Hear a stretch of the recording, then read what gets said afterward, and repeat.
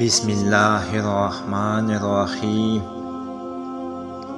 حضور اکرم صلی اللہ علیہ وآلہ وسلم شب معراج میں بیت المقدس کی طرف جاتے ہوئے مصر کے قریب ایک مقام سے گزرے تو انہیں نہایت ہی اعلیٰ اور زبردست خوشبو آنے لگی۔ آپ صلی اللہ علیہ وآلہ وسلم نے حضرت جبرائیل علیہ السلام سے پوچھا کہ یہ خوشبو کس چیز کی ہے؟ جواب ملا کہ فرعون کی بیٹی کی باندی ماشطہ اور اس کی اولاد کی قبر سے آ رہی ہے۔ پھر حضرت جبرائیل امین علیہ السلام نے اس کا قصہ بیان کیا کہ ماشطہ فرعون کی بیٹی کی خادمہ تھی اور وہ خفیہ طور پر اسلام لا چکی تھی۔ ایک دن فرعون کی بیٹی کو کنگھی کرتے ہوئے اس کے ہاتھ سے اتفاقاً کنگھی گر پڑی۔ وہ اٹھانے لگی تو اس کی زبان سے بے ساختہ بسم اللہ نکل گیا۔ اس پر شہزادی نے کہا کہ تو نے آج عجیب کلمہ بولا، رب تو میرا باپ فرعون ہی ہے، تو پھر تم نے یہ کس کا نام لیا ہے؟ اس نے جواب دیا، فرعون رب نہیں ہے بلکہ رب وہ اللہ ہے جو مجھے اور تجھے اور خود فرعون کو روزی دیتا ہے۔ شہزادی نے کہا، اچھا تو میرے باپ کے سوا کسی اور کو اپنا رب مانتی ہے؟ اس نے جواب دیا، ہاں ہاں، میرا، تیرا اور تیرے باپ سب کا رب اللہ تعالی ہی ہے۔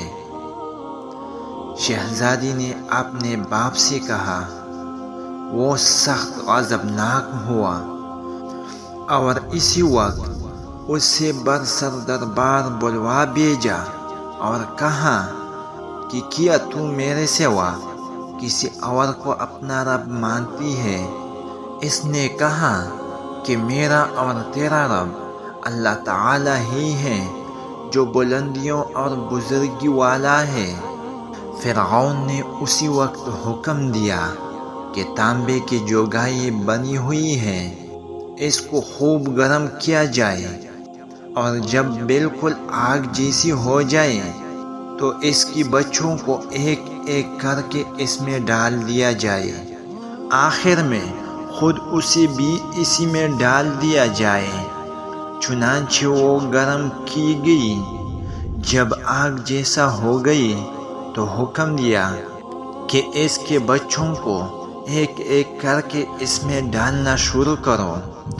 اس نے کہا، بادشاہ ایک درخواست میری منظور کرو، وہ یہ کہ میری اور میرے ان بچوں کی ہڈیاں ایک ہی جگہ ڈال دینا۔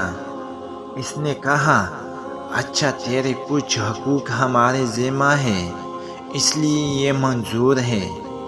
اس کی دونوں بچیاں اس کی آنکھوں کے سامنے اس میں ڈال دی گئی اور وہ فوراً جل کر راکھ ہو گئے۔ پھر سب سے چھوٹے کی باری آئی جو ماں کی چھاتی سے لگا ہوا دودھ پی رہا تھا۔ فرعون کے سپاہیوں نے اسے کاسٹ کیا تو اس نیکی بندی کی آنکھوں تلے اندھیرا چھا گیا۔ اللہ تعالیٰ نے اس بچی کو اسی وقت زبان دے دی اور اس نے بآواز بلند کہا، اماں جان افسوس نہ کر، اماں جان ذرا بھی پس و پیش نہ کرو، حق پر جان دینا ہی سب سے بڑی نیکی ہے۔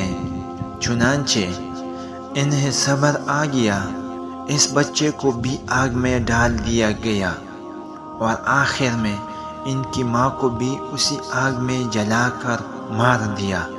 یہ خوشبو کی مہک اس کی جنتی محل سے آ رہی ہے۔ سبحان اللہ۔ ملتے ہیں اگلی ویڈیو میں، تب تک کے لیے اللہ حافظ۔